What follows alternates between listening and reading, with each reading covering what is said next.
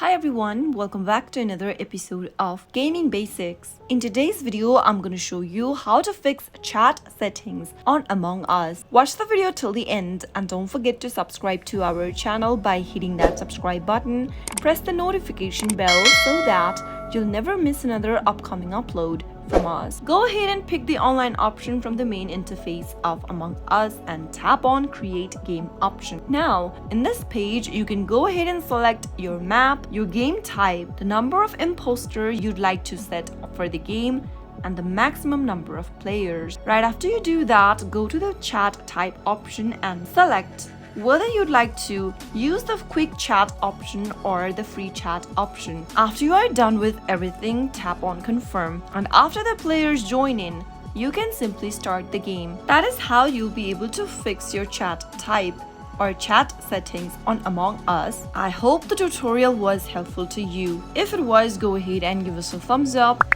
I'll be back soon with more videos like this. Thank you for watching.